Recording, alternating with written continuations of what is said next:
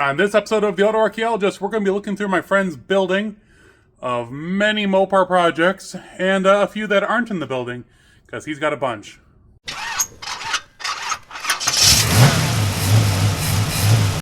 Unfortunately, as is with my luck, there were some audio issues in the video series that is this week and next week, so I will be doing voiceover and give you the lowdown on what are in these barns, or whatever.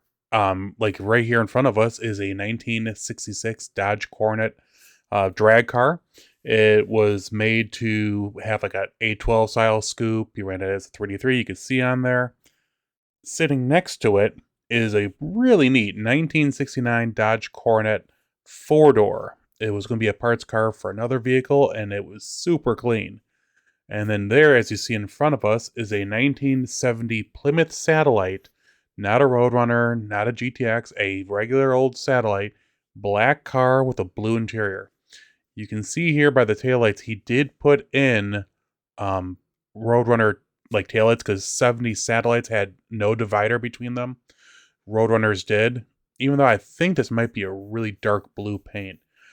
Obviously, we couldn't get to the fender tag or VIN number. I believe the owner said that it was a 318 car, but was running and driving when it was put away. You know, that's what they all say. But my friend, he had a ton of Mopar parts, and he had some puppies there, and he was taking care of them. But he had stuff stashed everywhere. Engines that were on the shelving units. He had rear ends. He had spare race car parts. You'll see here in a second that he had piles of like radios and carburetors and all kinds of cool stuff. You can see there a B-body, like a Roadrunner Satellite bumper. And there's some fans, and it's like playing Where's Waldo. You never know what you're going to see. There's a 70 Satellite grill, a whole bunch of big block parts, including valve covers and timing chain covers, and big blocks littering the ground. And you can see a bunch of really cool... Oh, there's lathe that he had. Multiple lathes. This gentleman is one of the smartest individuals I've ever known. He would take 400 cubic inch V8s and cut them down to 2 cylinders, which I'll show you here in another video. But you can see he had E-body radios, AM, FM, thumb wheels. I mean, he just saved anything Mopar he could. When I saw those, my heart really did skip a beat. My 71 Challenger does not have any of this stuff. And just seeing it sitting there on a shelf, just buried, was like, wow, that is neat. Didn't try to buy anything from him this time, but who knows, maybe in the future, because obviously I'll have to go back and film this again properly. I'm hoping to get some better microphones. I don't know what happened this time, because it's funny, the first video worked, then this one didn't, the next few didn't, and then the last one did. So it must have been just a bad connection in the wire. But he really stacks them in here. In some cases, he even had them hanging from the ceiling, which I'll show you here in a little bit in the pictures, because this is the second time I've been to this property. The first time was, about 10 years ago, and he has only put in more stuff, because he used to have it spread out amongst 3 different properties, and he's slowly been putting it into one. That, I have no idea what it was. I can show you here in a second that behind here is a yellow Dodge van that was like a plumber's van or something like that. I'll look at the information here when we roll into the next video. But he had stuff stacked up everywhere. You can see some Danas there, some 8 3/4. Ironically enough, at this time, I was getting ready to work on the drum brakes on my 71 Challenger, and so we were chit-chatting about that and the difference between them. Unfortunately, in this area, it was extremely tight, so you had to kind of wiggle your way through the piles of debris. That right there was I think it was a 69 Dodge Dart, which you'll see closer in a minute. And I thought that white Coronet was a 4-door. That's what I have in my notes. Nope, it's a 2-door. So that is a 69 Coronet 2-door, not a Super B, not a 500. And this in front of it is or behind it is a 69 Dodge Dart that he was dropping a first gen Hemi, like a 392 Hemi into. Because he does that. He likes mixing and matching different kinds of Mopars, which you'll see here in the pictures, because I wasn't able to see it all. There used to be a Demon in here. That's a 69 Roadrunner sitting there, and as you can see, a few more engine blocks and cylinder heads.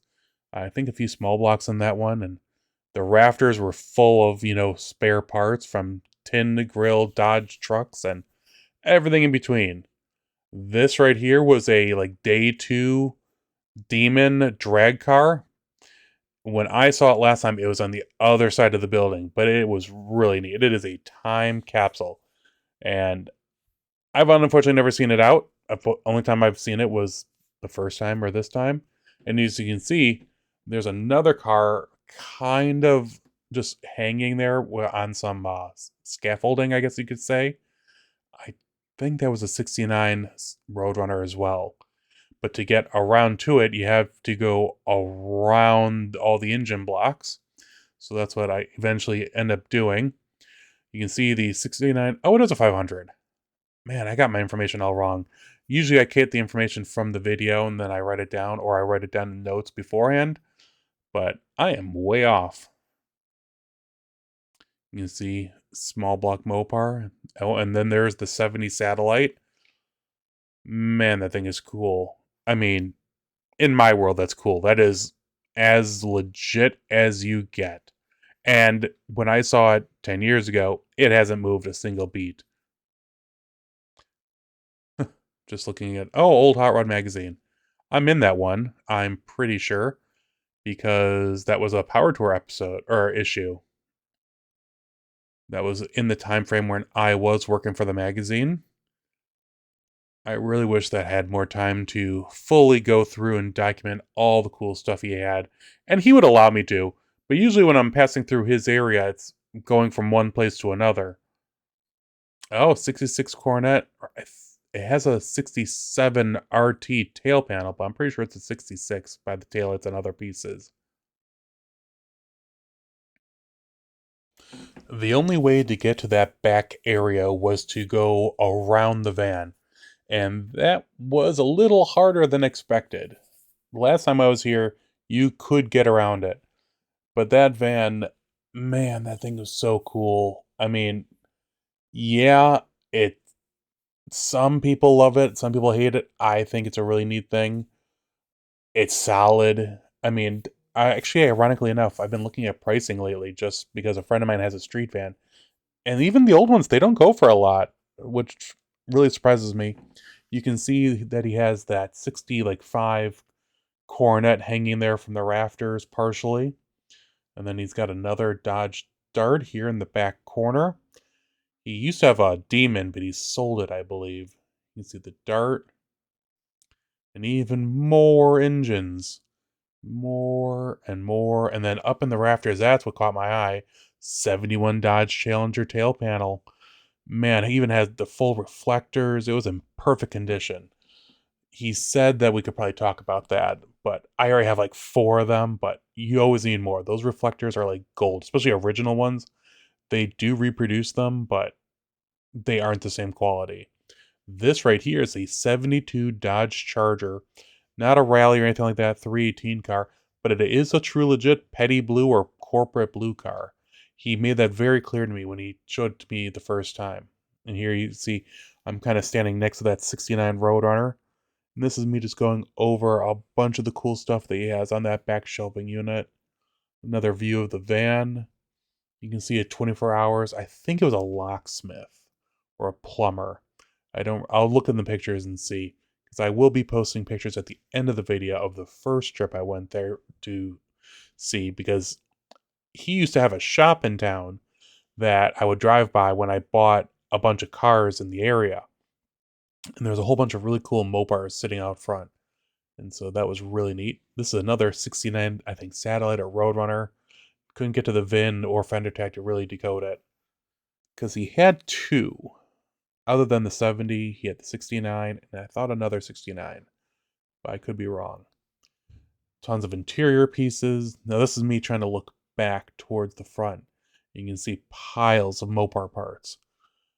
Postcar, obviously. And this is the like scaffolding that he made to hold up the 65 Coronet right there. And the other end is sitting on, I think it is chained to the ceiling, but not the greatest of condition, but it's out of the way for the most part. Really, really neat condition of the place. I appreciate that he allowed me the opportunity to come document it again. And he said, whenever I want. Oh, he was the guy a few years ago. He invited me to go check out his friend's collection of Mopars. He had that purple 71 Duster 340 and the 71 Demon 340 that both were going up for auction. And they did. The collection sold. But he invited me then, and he invited me to. Oh, he also had, you'll see later, a lot of really interesting cars. Like I mentioned before, he would take Chrysler 440s or 400s, cut off the first three cylinders, and make like a motorcycle 2-cylinder out of it with 2 plug wires and everything. You'll see in the next video, he actually started up his trike, which is powered by one of them. It's absolutely incredible. You will hear nothing like that ever again. But this is what I really came for, was this barn and the next barn, which will be in the video next week. But he just had so much.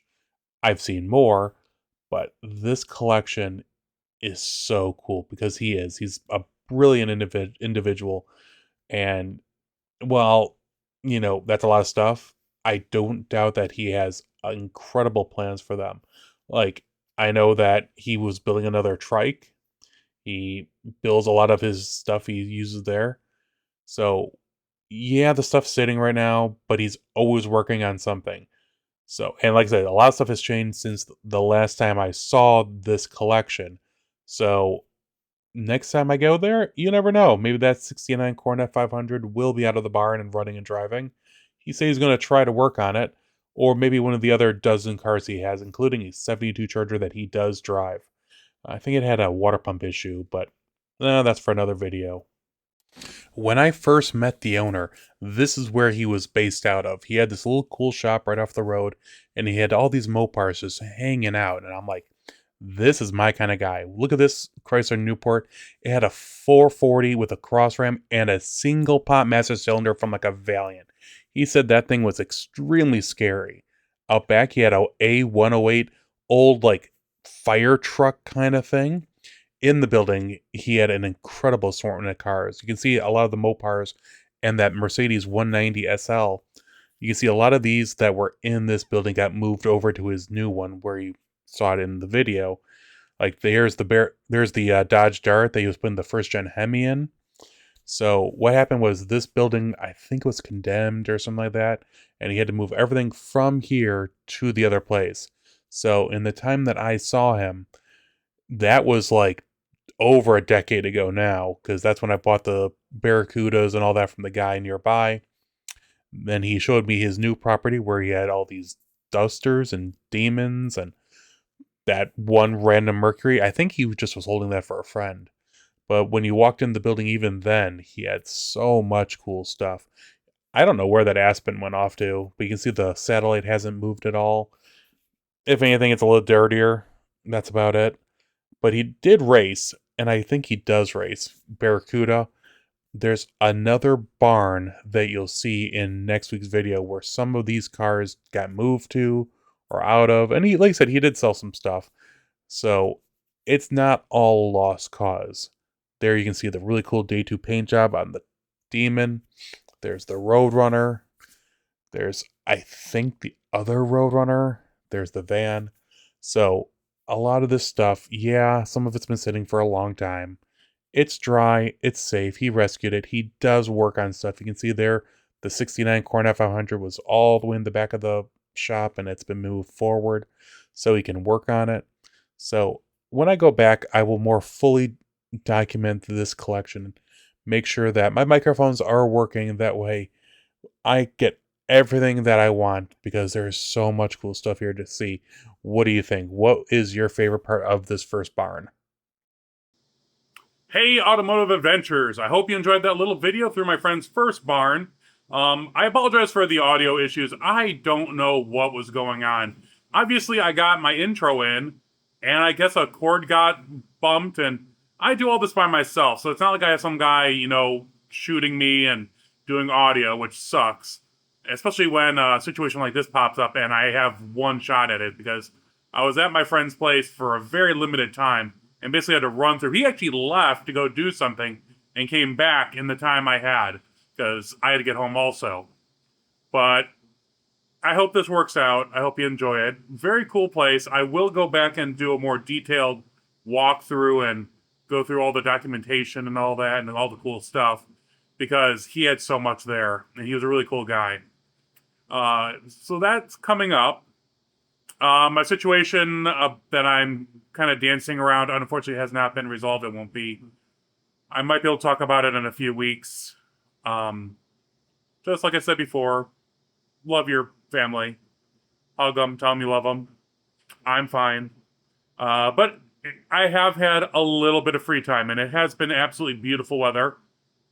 So I've been working on the green car. I have actually legitimately been working on the green car.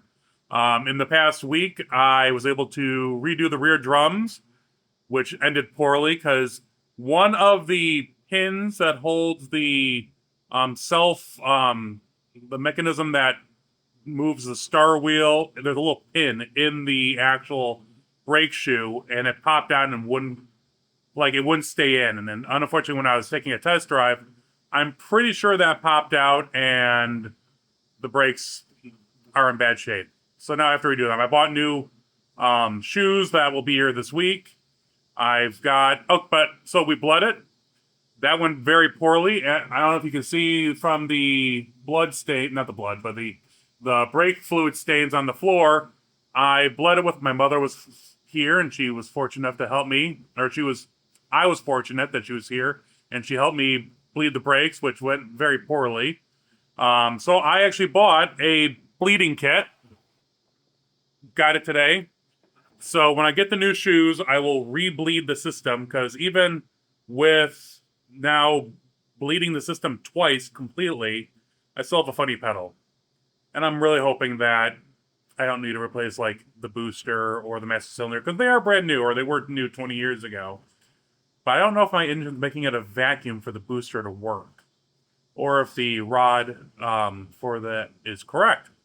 So, but I am knocking things down. As you can see, I got a whole bunch of interior stuff sitting on the car because I'm combining pieces and getting ready to probably put some of the stuff in the car, like the door panels, the side panels, and some other odds and ends. And then, yeah. What else did I do? Oh, I went underneath. So I was underneath the car today, and I know I have an oil leak. And so I tightened up the oil pan bolts. All of them were a little loose. But then I noticed that my steering, not the steering arm, the drag link is hitting the oil pan, and I'll put a picture of it up here. And I don't know why. It's a stock steering setup. It's stock suspension. It's stock 3-3 big block oil pan. So I don't know why it's hitting. That literally, I just discovered that like not an hour ago. So I'm going to work through figuring that out here soon because I can't drive it with it hitting the oil pan, even though it will self-clearance eventually. What else is going on? I didn't make it out to the Butte show. That was unfortunate. It was beautiful weather. What's coming up? There's a car show in Janesville, Wisconsin this coming weekend. Might go to if I can, if the situation allows for it. And then Jefferson's coming up and some other odds and ends. So, yeah, I am keeping busy in whatever free time I can get. Yeah, so those of you that know what's going on, and I might be able to talk about it here soon, which will be a plus. That way I feel bad not saying what's going on, but unfortunately, because of the people involved, I have to tiptoe around it. I'm going to show you real quick. All right, slowly cleaning off the parts on my workbench. Next step after I fix the brakes will be the cooling setup. I got the new alternator right there from PowerMaster. I got the new water pump housing. I got the new water pump.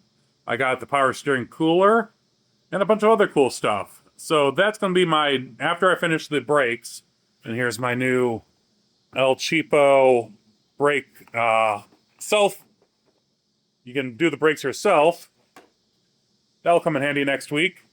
I got a lower radiator spring because Mopars are known for collapsing the bottom spring, or the bottom radiator hose. And I'm making this car, let me show you real quick. As I said, I'm making the green car as reliable as I can make it to be able to do like Hot Rod Power Tour and like Woodward Dream Cruise. And that involves a lot of sitting in traffic, unfortunately. So I want the cooling system to be top of the top. That's why I got the best water pump, the new housing, the hose, fuel injection, the water or the alternators so it can handle the electric fans I got on there, and all the good stuff. So yeah, it's been a busy few weeks, and it's not going to get any better anytime soon. But I will keep everyone up to date, of course, on my socials. Please share and subscribe and like whatever it is. I'm tired. It's been a long few days. But I will talk to everyone soon. I will see you on the road. You guys all stay safe.